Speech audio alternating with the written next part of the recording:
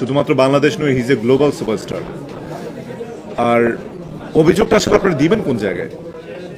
আমরা অভিযোগ দিব, আমরা দিতে চাই যে নির্মাতা এবং প্রযোজকরা আমাদেরকে নিয়ে ভালো সিনেমা বানিয়েছে কয়টা, যে আমরা নিজেদেরকে প্রুফ করব।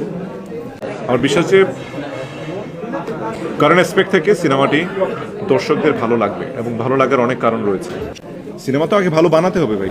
এখন ধরেন একজন রাফি ভাই তুফান সিনেমা বানিয়েছে, আপনি তুফানের মতো একটা সিনেমা আমাকে বানিয়ে তো আগে দেখতে হবে যে আসলে কতটুকু আমি নিজেকে প্রুফ করতে পারছি। একটা সিনেমার পেছনে অনেক ডেডিকেশন থাকে, আর সকল নির্মাতার ছবি কিন্তু একরকম হয় না। আর ধরেন একজন রাফির মতো একজন পার্সন, বা একজন মুস্তফা সরোয়ার ফারুকের মতো একজন পার্সন, বা গিয়াসুদ্দিন সেলিমের মতো গুণী নির্মাতার জন্য তো আমরা যদি বসে থাকি, ওনারা যদি ধরেন 3 বছরও যদি আমাকে নিয়ে প্ল্যান না করে, তো আমাকে 3 বছর বসে থাকতে হবে। আপনি কি সেটাই চান? আমার মেকআপ সিনেমার আজকে মিড দ্য প্রেস, সত্যি বলতে এই প্রেসটি সিনেমা হলকে ঘিরে অনেক আগে হওয়ার কথা ছিল, কিন্তু দীর্ঘ একটা লম্বা সময়, বেশ কয়েকটি বছর পার হয়ে গেছে। মানে এতটা সময় পার হয়ে গেছে। এক্স্যাক্টলি কত সালে সিনেমাটা শেষ হয়েছিল?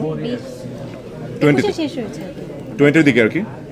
তো একটা সিনেমা যখন যেই সালটিকে কেন্দ্র করে আমরা সিনেমাটি বানাই, সেই সালটিকে ঘিরে একটা প্ল্যানিং থাকে যে আমরা সিনেমাটি সেই সময়টাতে রিলিজ দেব, এবং পরিচালক, প্রযোজক এবং স্পেশাল আর্টিস্ট সেই সময়টিতে আমরা রিলিজ করতে না পারলে খুব বেশি দুঃখ লাগে।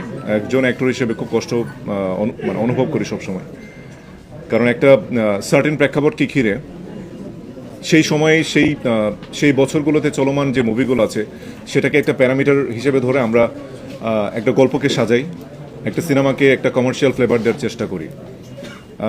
সেই সময়গুলো যখন নানান কারণে আমরা যখন সিনেমা রিলিজ দিতে পারি না, নানান জটিলতায় সিনেমাটি পড়ে যায়, সেই সঙ্গে দেখা যায় সেন্সরে নানান রকমের নানান ইস্যু নিয়ে আপত্তি দেখা দেয়। এটা একটা বরাবরের মতো একটা নর্মাল ইস্যু, কিন্তু সত্যি বলতে এই সিনেমার সঙ্গে যারা সংশ্লিষ্ট আছে, ডিরেক্টর, প্রডিউসার, বিশেষ করে আর্টিস্টরা অনেক বেশি সাফার করে।